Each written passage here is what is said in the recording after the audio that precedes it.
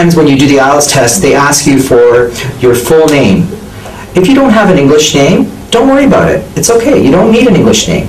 Your Chinese name is just fine, okay? So be proud of your Chinese name. You don't need to have an English name. If you choose an English name, make sure you know how to pronounce it. I have a lot of students that say their English name, and I say, what are you saying? They don't know how to pronounce their own English name. That's not a good first impression. It shows to the IELTS examiner that, you know, something's not right. Your English is not right. You can't even pronounce your name. I had one student saying, I asked him, I said, what's your name? And he says, my name is Edward. I go, what? He says, oh. And I go, Alan? He says, yes. And I says, how do you spell that? He says, E-D-W-A-R-D. I go, that's Edward. I go, it sounded like Alan. He goes, no, it's Alan. I go, no. If you can't pronounce it, choose something easy. Tom, Bob. Don't choose a name that you can't pronounce. That's a very bad first impression. Okay? That's, you know, in the IELTS exam, there's one question for sure they're going to ask everybody, and that is, what is your full name? Okay, make sure you start off on the right foot, so to speak. What I want to tell you is I have a method of teaching IELTS that is easy. Okay? The old way of teaching IELTS is difficult. And I've been teaching IELTS for 11 years now. I teach TOEFL IBT. China is my 38th country I visited. I teach all over the world.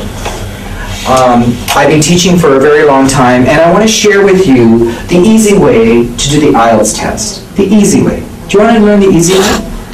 Right?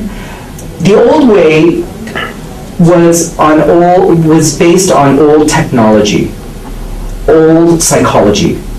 30 years ago, we used to think that the human brain was like the computer. You know, the computer has, you know, files, and you file, let's say, your childhood memory into a file. You know, your brain goes to a certain direction to get the information. How old are you? So your brain goes to this little part of the brain, gets the information, comes back, right? So we used to think our brain was like a computer. Now we know that's wrong. Our brain is not at all like a computer, at all. It's been estimated that if our brain really acted like a computer, we would need the storage capacity. I'll give you an example. Does anybody have an MP4 player here? MP4, they download videos. Anybody here? No? I have. You have an MP4 player? Not here, you don't need it here, but you have an MP4 player? You have one? MP4. MP4. Yes. I have a computer here. Oh, you have a computer here. Okay. Okay, you have a computer. Show us your computer. This is a laptop computer, okay? Has a lot of memory, right? A lot of memory. Most laptop computers have a lot of memory. Yes. If you had to download, how many movies can you put there?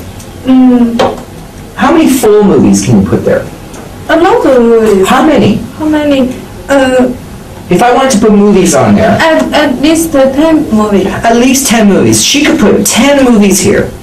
Okay?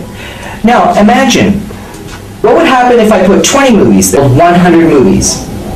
Does it have the memory for 100 movies? 100 movies? Yes. I don't know. Because I haven't for 100 movies in the... Yeah, I can tell you it can't hold 100 movies. Can, yeah. Yes. Okay, because you need so much memory space. Yes. Okay? Could you imagine your life, okay? Most of you are about 18, 19, 20 years old.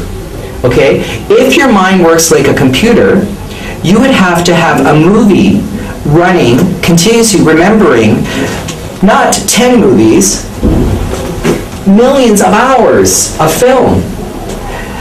If that was true, you would need a brain the size of San Diego Square, the size bigger than this building. So we know that our brain is not like a computer. We don't, like, see this camera here? We're looking at this camera. Inside the camera has a magnetic tape.